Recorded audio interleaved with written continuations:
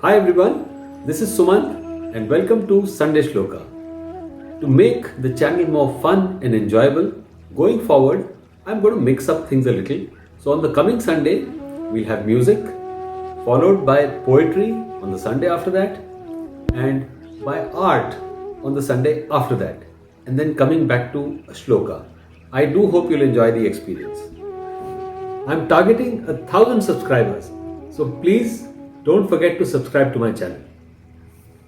The other day, while waiting for my turn at a petrol station, there's this car that comes up from behind and he comes and gets ahead of me. So I'm like, what's wrong with this guy? Can't he wait for 5 minutes? I was quite irritated and actually angry. Maybe 15 years back, I may have stepped out and gone and said something to the fellow. But this time, I sort of let it pass. And the anger and the irritation also just came and went. Now, I had a little more time on my hands. So what better thing to do while sitting in the car than to check your WhatsApp messages? So on the first group that I opened up, what do I see? A string of messages on the farmer agitation. And, there were comments, vicious counter comments, and basically personal attacks. So a lot of animosity. So I left that group and went on to another group. Again the same story. And here it was about the rollout of the COVID vaccine. Everybody's got an opinion and a counter opinion. However, reading this did leave me a little disappointed, even sad in a way. And yet this disappointment and sadness also just came and went.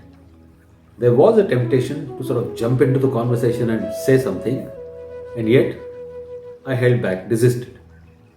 So all of us go through these experiences on an everyday basis which put our patience and tolerance to test. Some of these experiences may be, trivial and not so serious, while some may be more intense and serious. And what matters is how we respond. So you may have experienced this whole range of emotions. On the one hand, there could be bitterness, resentment, anger, sadness, distress, and on the other hand, there is joy, there is happiness. So there are these two extremes. What matters is, are we responding from either of the extremes, or are we responding from somewhere in the center, with more patience and tolerance? This brings me to the topic of today's Shlok, and that is tolerance. Today, more than ever, we require this attitude in abundance. Very specifically, we need to develop this attitude in our children at home, in school, in college, and in later life. If you know you're being intolerant in a situation, can you develop or build up on tolerance? Let's explore.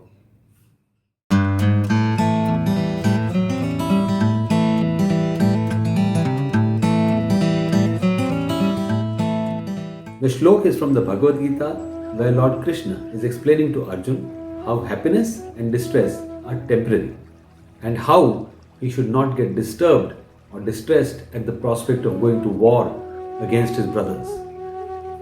So the Shlok goes like this: Matra sparshastu kaunteya shitoshna sukhadukha daha agama payino nityastansa titikshana bharata.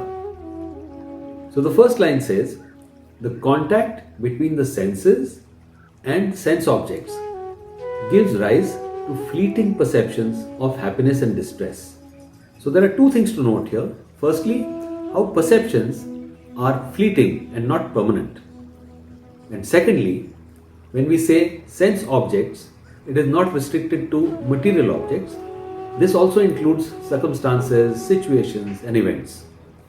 The second line expands upon what the first line says, that these perceptions are non-permanent and they come and go like the winter and the summer seasons. So one must learn to tolerate them without being disturbed. Let's hear the Shlok once more. Matra sparshastu kaunteya shitoshna sukhadukha daha agama payino nityastansa titikshana bharata. So how can we apply this in our daily lives? I see its relevance and application in three broad areas. Firstly, in the pursuit of material desires. Secondly, in our relationships, both personal and professional. And thirdly, in life-changing events. So let's talk about the first area. So there's this iPhone that you really wanted, you planned to buy it, you've been saving up for it, and just when you're about to purchase it, there is another thing that happens, something at home, an emergency, and you're not able to buy it.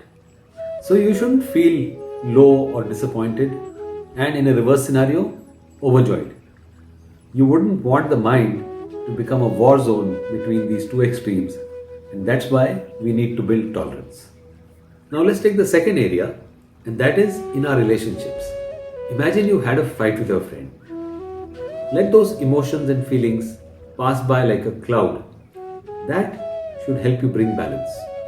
Now let's talk about the third area, and that is life-changing events. Events like marriage, separation, divorce, the birth of a child, or the loss of a loved one. These could leave us feeling deeply depressed or extremely happy. The practice of tolerance on a daily basis can help bring equanimity. So we've just seen how practicing tolerance can be beneficial in all parts of our life. Now let's talk about building this attitude of tolerance in children. That begs the question, why do we lack tolerance? Were we always like this? Did it happen overnight? And the obvious answer is no.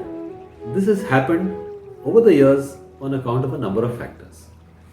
These are the environment at home, the values and beliefs that we imbibed or we didn't, the education we received, and peer group pressure in school and college, the impact that teachers had on us, and our exposure to society. And there could be many more such factors. I'm sure we all want our children to be able to cope better with the ups and downs and the highs and lows of life. So here are 5 thoughts or ideas on how we might do this. The first is to lead by example. If the elders in the house are constantly quarreling, quibbling, or being nasty, well, that's what the children are going to pick up. Monkey see, monkey do. Number 2 is to lay more emphasis on imbibing values and less on materialism and consumerism. So talk less about bangla, gadi, makan and more about values. The third point is delayed gratification. We live in an age of Instagram, instant messaging, instant news. Everything is instant and children have got used to this. If children don't experience delay, well, they'll be less tolerant and hassled. Number 4 is value education in schools. So schools should invest in teaching their children the values of tolerance and patience among other values, taking a systemic approach. Point number 5 is life skills. In its natural progression from school to college, children need to be taught tolerance as a life skill in college. We all know how in our teens it's so easy to go astray or down the wrong path when we don't get something. And tolerance plays an exceptional role here. Now let's see how we can be more tolerant as adults. So number 1 is at home with our spouse, our children and our parents. Here it's about dealing with quirks, whims and fancies and tantrums. So here we should be more understanding with our spouse, show more consideration to the parents and not pay too much attention to the tantrums thrown by children. Number 2 is with friends and colleagues. Now with friends and colleagues, there is a little crossing of boundaries that does happen and one could be more forgiving. And number 3 is towards people whose behaviors you don't particularly like or you dislike. So try and figure out where they are coming from and beyond the point, just ignore it. And number 4 is with people whose opinions and suggestions you disagree with. And here, a policy of agree to disagree works very well. At number 5 are situations which are uncertain and ambiguous. So the best thing to do in this case is to either work with whatever little information one has or then wait for more information to come. And number 6 is the loss of a loved one. And here, seeking the spiritual route or spiritual help can actually give you a different perspective and help you bridge that gap. Before we end this episode, let's listen to the Shlok again. Matra sparshastu kaunteya shitoshna sukhadukkhadaha agama payino nityastansa titikshana bharata. So it will be very insightful to know which strategies you are applying to build tolerance. So please do share that in the comment section below. And very importantly, please also do share how you are working with children in building this very important attitude. With that, I'm signing off. See you in the next episode.